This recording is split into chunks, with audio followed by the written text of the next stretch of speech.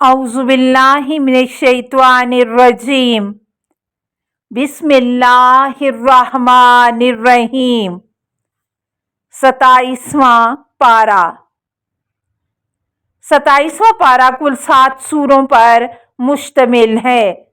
सूरह ज़ारियात 31 ता 60 तक मुकम्मल सूरा। सूरह तूर आगाज़ आयत 1 ता 49 तक मुकम्मल सूरा। सूरह अल-नजम आगाज़ आयत 1 ता 62 तक मुकम्मल सूरा। सूरह कमर आगाज़ आयत 1 ता 55 तक मुकम्मल सूरा। सूरह रहमान आगाज़ आयत 1 ता 78 तक मुकम्मल सूरा।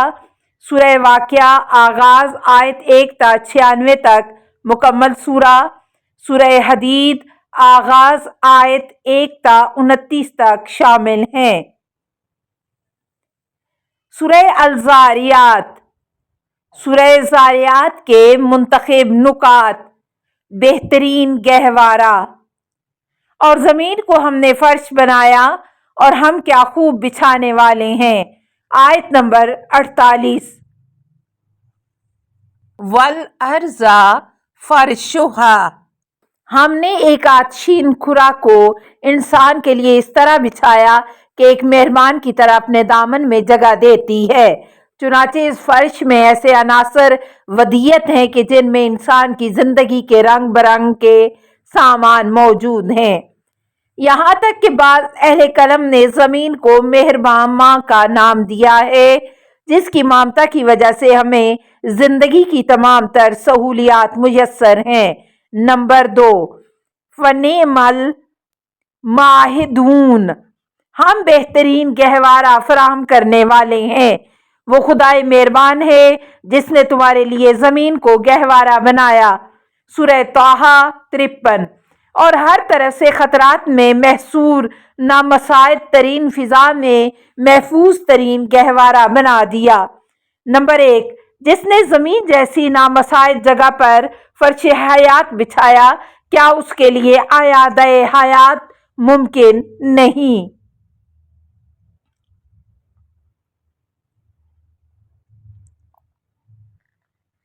सूरह अल-तूर। सूरह तूर की फजीलत। हज़रत इमाम जाफ़र सादक और हज़रत इमाम मोहम्मद बाकर अलैहिस्सलाम से रवायत है, जो शख्स सूरह तूर की तिलावत करे उसे अल्लाह दुनिया और आखिरत की भलाई एक साथ देगा।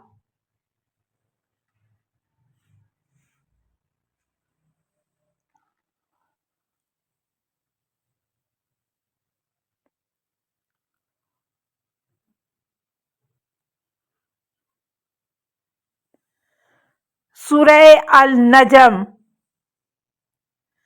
सूरह अल-नजम की फजीलत।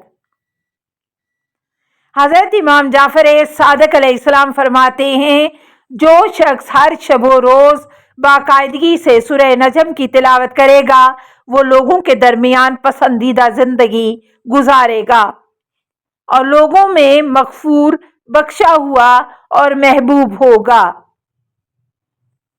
सूरह नजम के मुंतखब नुकात।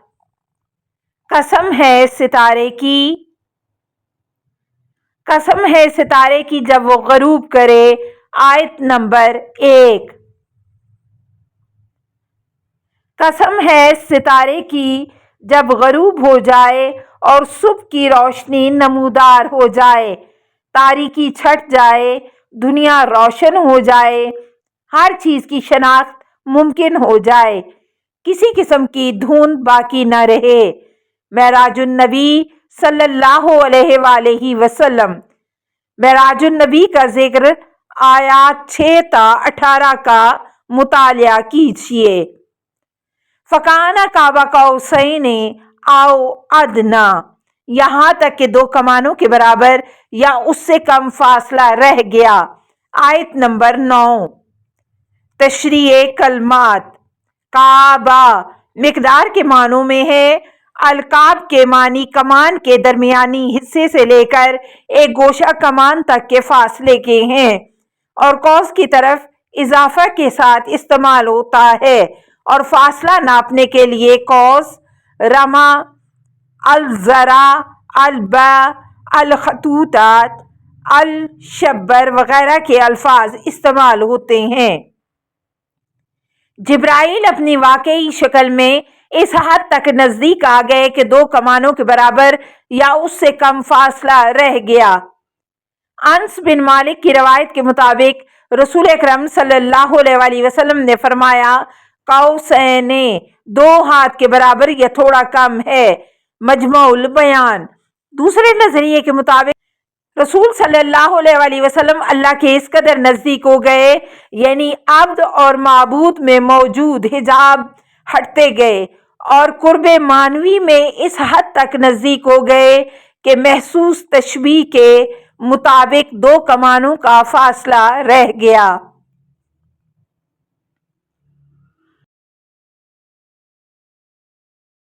سورہ القمر۔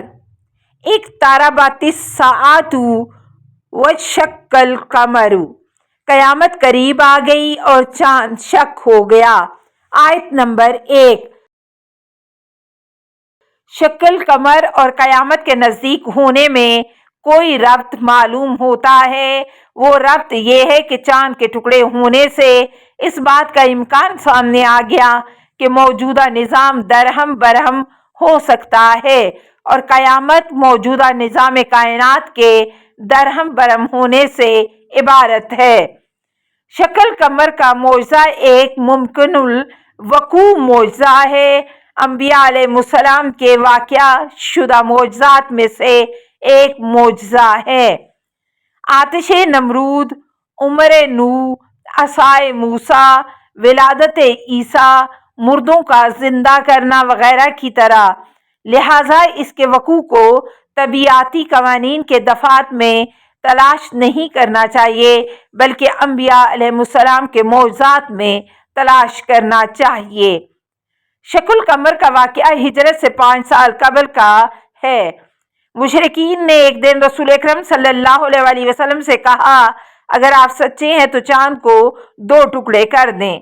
رسول اکرم صلی اللہ علیہ وآلہ وسلم نے فرمایا، ان فعلت تؤمنون، اگر میں نے ایسا کر دیا تو کیا تم ایمان لاؤ گے؟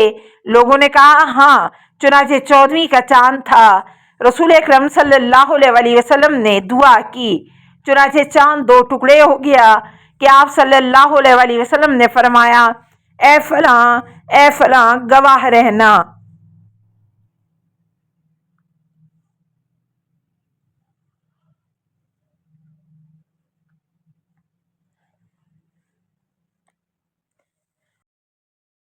سورہ رحمان۔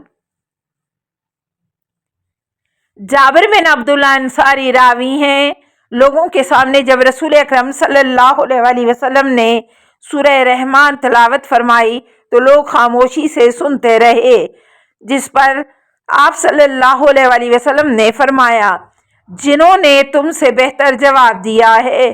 جب یہ آیت پڑھی گئی، فَبِأَيِّ آلَاءِ رَبِّكُمَا تُكَذِّبَانِ، تم دونوں اپنے رب کی کس کس نعمت کو جھٹلاؤ گے؟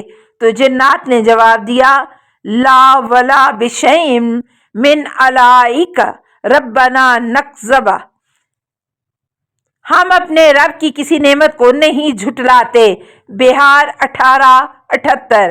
حضرت امام جعفر صادق علیہ السلام سے روایت ہے، جو سورہ رحمان کی تلاوت کرے، فَبِأَيِّ آلَاءِ رَبِّكُمَا تُكَذِّبَانِ کے بعد یہ جملہ کہا کرے، میرے مالک میں تیری کسی نعمت کو نہیں جھٹلاتا۔ الکافی 3 429۔ بارگاہ خدا میں پیش ہونے کا خوف اور اس کا اثر۔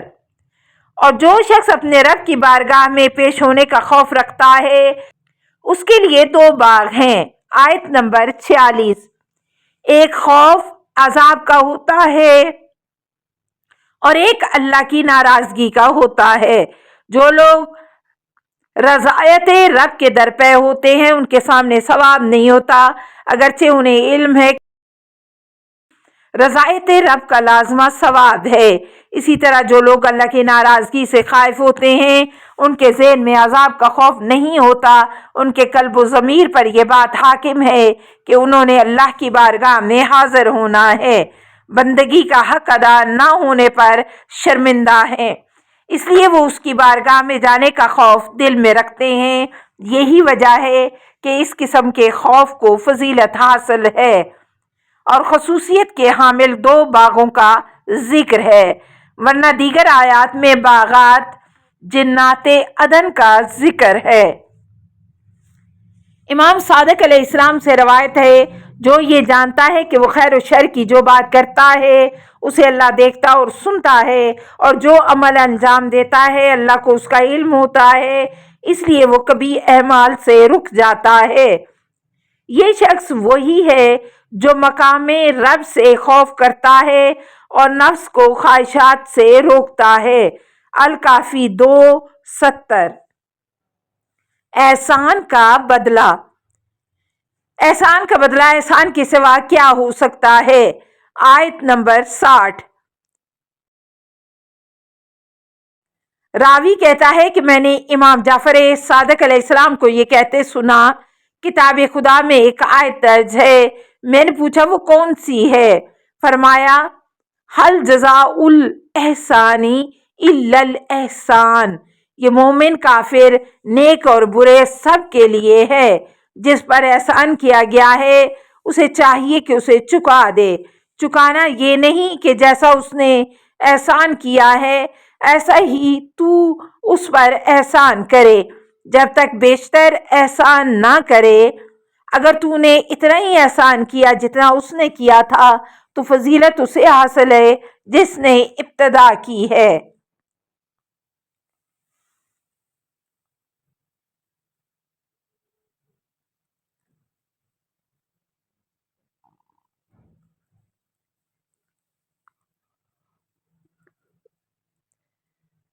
سورہ الواقعہ۔ سورہ الواقعہ کی فضیلت۔ ابی بن کعب راوی ہیں کہ رسول اکرم صلی اللہ علیہ وآلہ وسلم نے فرمایا، جو سورہ واقعہ کی تلاوت کرے گا اس کے بارے میں لکھا جائے گا کہ وہ غافلوں میں سے نہیں ہے۔ حالت احتضار۔ اور اس وقت تمہاری نسبت ہم اس شخص مرنے والے کے زیادہ قریب ہوتے ہیں لیکن تم نہیں دیکھ سکتے۔ آیت نمبر 85۔ نمبر 1، اور اللہ اس احتضار اور جان کنی کی حالت میں موجود شخص کے تم سے زیادہ قریب ہے، یعنی از روئے علم و آگہی تم سے زیادہ قریب ہے۔ تم تو صرف اس کی جان کنی کی ظاہری حالت کو دیکھ رہے ہو لیکن تمہارے علم میں نہیں ہے کہ اس پر کیا گزر رہی ہے۔ نمبر 2، وَلَٰكِن لَا تُبْصِرُونَ، لیکن تم دیکھ نہیں سکتے، ہم کتنے قریب سے اس کا حال دیکھ رہے ہوتے ہیں۔ وقت احتضار انسان پر حقائق کا منکشف ہونا، اور اگر وہ اصحاب یمین میں سے ہے تو اس سے کہا جائے گا تجھ پر اصحاب یمین کی طرف سے سلام ہو۔ آیات 90 تا 91۔ اگر مرنے والا اصحاب یمین کا فرد ہے تو اصحاب یمین کی طرف سے سلام کے ساتھ اس کا استقبال ہوگا۔ واضح رہے کہ جان کنی کے وقت انسان پر حقائق منکشف ہو جاتے ہیں۔ اہل جنت کو جنت کی بشارت اور جہنمی کو جہنم کی خبر دی جاتی ہے۔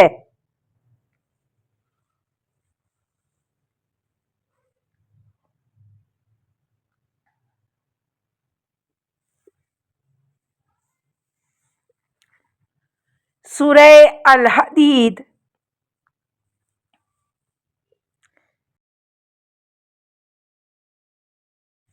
سورہ مصباحات واضح رہے، سورہ حدید، حشر، صف، جمعہ اور تغابن کو مصباحات کہا جاتا ہے کیونکہ ان تمام سوروں کی ابتدا سج یا یسجع سے ہوتی ہے۔ سورہ حدید کے منتخب نکات۔ خدا کو دیا جانے والا قرض حسنہ۔ کون ہے جو اللہ کو رزق حسنہ دے تاکہ اللہ اس کے لیے اسے کئی گنا کر دے اور اس کے لیے پسندیدہ اجر ہے۔ آیت نمبر 11۔ کسی کو واپسی کی ضمانت کے ساتھ کچھ مال دینے کو قرض کہتے ہیں۔ مالک حقیقی اسے قرض مانگ رہا ہے جس کے پاس اس کی امانت ہے اور اس کا فضل و کرم ہے اور اسے کئی گنا کر کے واپس کرے گا اور ساتھ ہی اجر کریم بھی عنایت کرے گا۔ بعض اہل تحقیق کہتے ہیں آیات و احادیث کی روشنی میں انفاق میں 10 اوصاف ہوں تو وہ قرض حسن بنتا ہے۔ نمبر 1، مال حلال ہو۔ نمبر 2، عمدہ مال ہو، ردی مال نہ ہو۔ نمبر 3، اس مال کی خود کو ضرورت ہو، زندگی کے آخری لمحات میں نہ ہو۔ نمبر 4، مستحق ترین کو دے۔ نمبر 5، اس انفاق کو راز میں رکھے۔ نمبر 6، دینے کے بعد نہ جتلائے۔ نمبر 7، برائے خدا ہو، ریاکاری نہ ہو۔ نمبر 8، مال زیادہ دیا جا رہا ہو تو بھی اسے تھوڑا سمجھے۔ نمبر 9، اپنا پسندیدہ مال ہو، اس مال کی خود کو بھی ضرورت ہو، یعنی وہ اس مال کا محتاج بھی ہو۔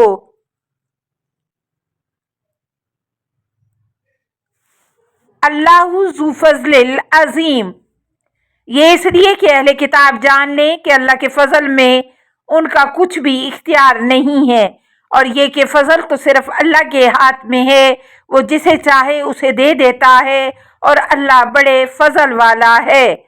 آیت نمبر 29۔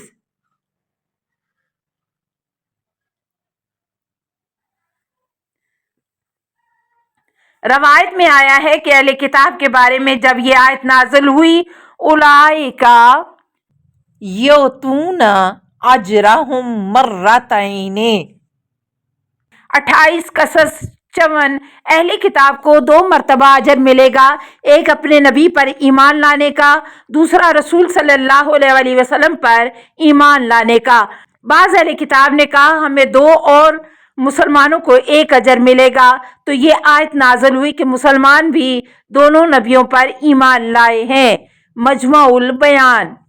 آیت کے معنی یہ ہوئے کہ ایمان پر ایمان کا اضافہ کرنے والوں سے ہم نے دوہری رحمت، نور اور مغفرت کا وعدہ اس لیے کیا ہے کہ اہل کتاب یہ خیال نہ کریں کہ مومنوں کو وہ اجر نہیں ملے گا جو اہل کتاب کو مل سکتا ہے، یعنی یہ خیال نہ کرے کہ اہل کتاب کو ایمان لانے پر جو اجر ملتا ہے وہ مسلمانوں کو ایمان لانے پر نہیں ملتا۔ وَأَنَّ الْفَضْلَ بِيَدِ اللَّهِ۔ اجر و ثواب عنایت کرنا اللہ کے ہاتھ میں۔ اللہ کو علم ہے کہ اجر کا مستحق کون ہے، وہ اپنے علم و مشیت کے مطابق اجر عنایت فرماتا ہے۔ التماس دعا۔ اللہم صلی علی محمد وآل محمد وآلہ الطیبین الطاہرین المعصومین۔